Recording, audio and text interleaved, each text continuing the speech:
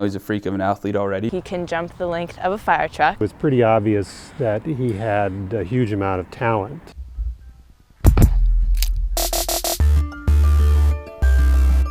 Norris is an amazing long jumper.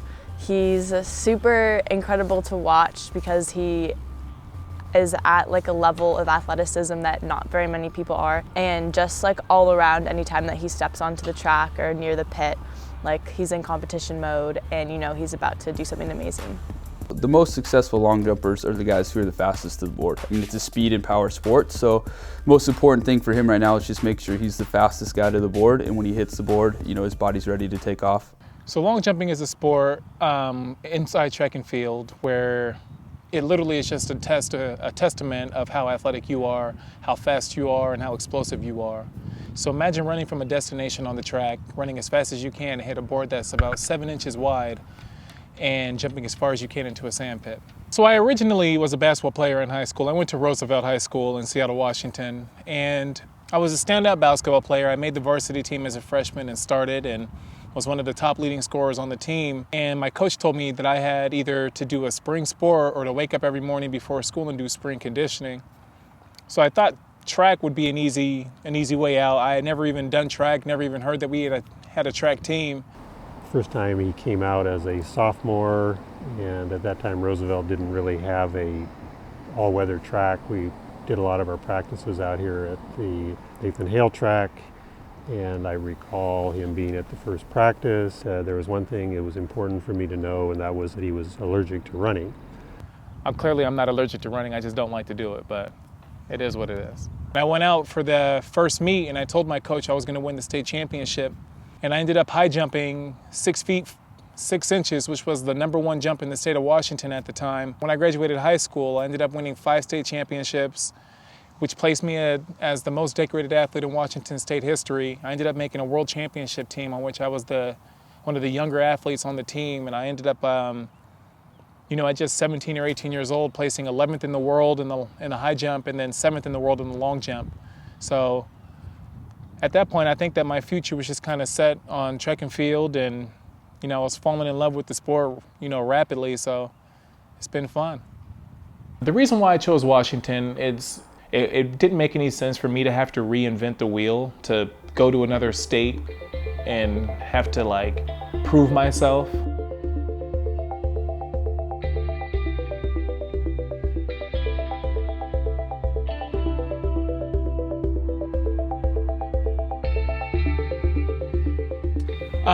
So my freshman year in college, there was a tragic thing that happened in my life. The moment that it happened, it seemed like everything in my life just slowed down and everything was extremely vivid. I can remember different colors. I can remember the taste in the air. I can remember all these certain things that were going on. And then when my mom actually told me who it was just like everything came to a screeching halt. My dad was actually brutally murdered by his girlfriend. The things that I used to value as far as education, athletics, friendships, relationships, anything, it just was no longer important to me.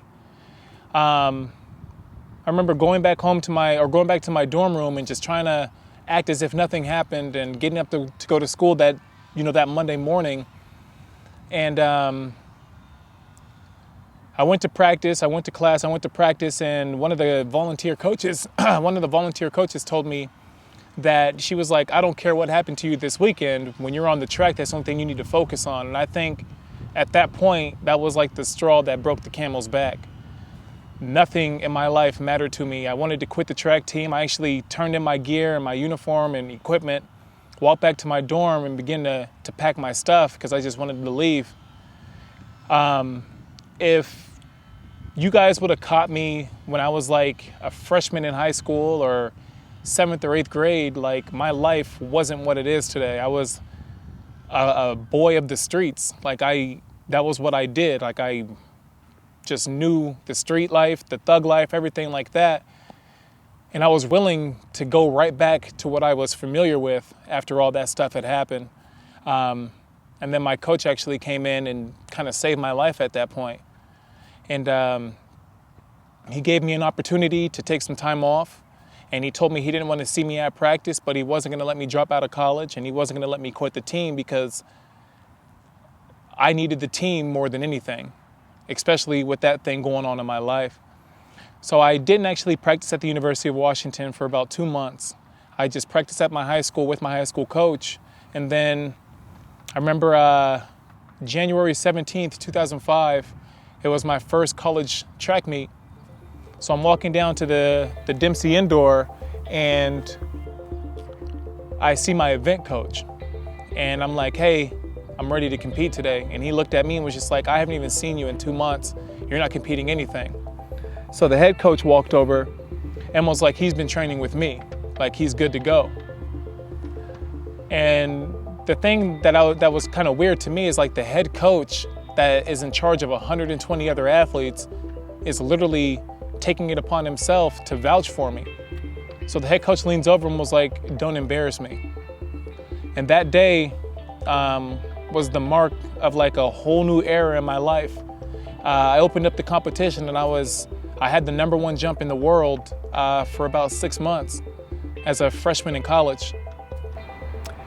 The Olympics have been a goal of Norris for many years, and he hasn't quite made it. So I first qualified for the Olympic trials as a senior in high school.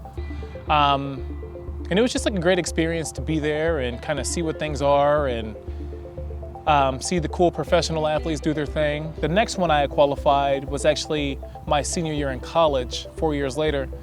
And to me, that was just something completely different. I actually had an opportunity to place really well and hopefully make the team and things like that. But by far, 2012 was probably the closest I had ever come. I had actually ended up missing the team by 2 centimeters. And it hurt, you know, and it was just like,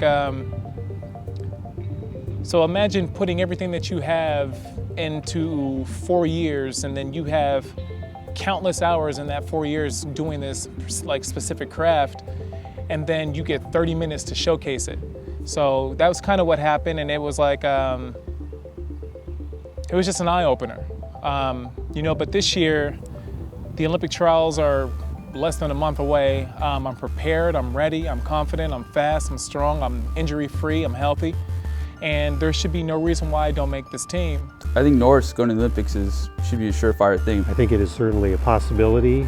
It's so cool that Norris is going to the Olympics.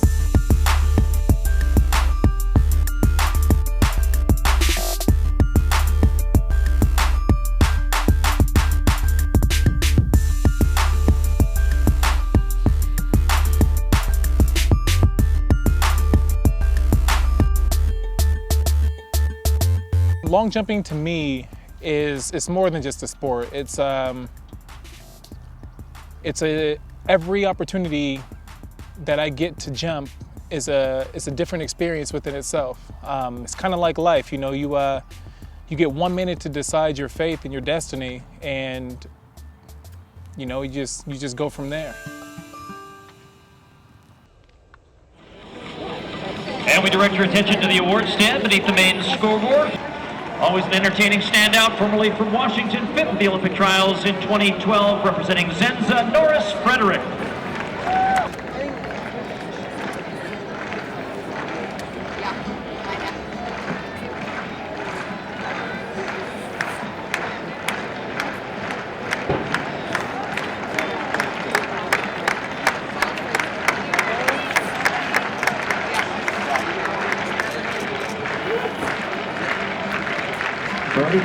Jeremy Tygo. For the top 12, they will move on to the finals in the men's long jump. You see on the scoreboard now the 12 men advancing at the conclusion of today's events at 5:55 p.m.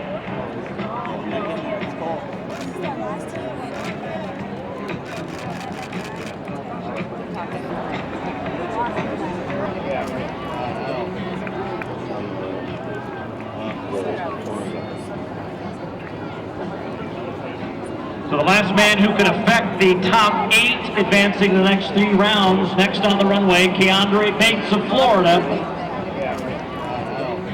He went down this way. 10 centimeters out of a spot to get 3 more jumps. Let's help him out.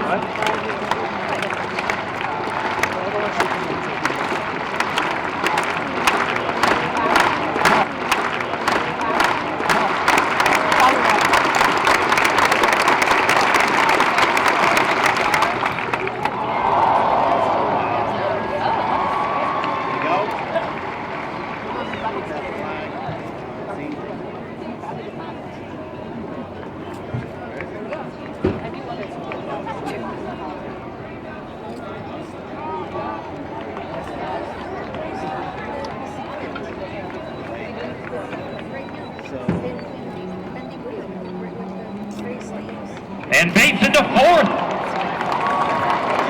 Little gator love there for Marquise Dendy as well. 27 3 3/4. So Bates knocks Norris Frederick out of the top 8.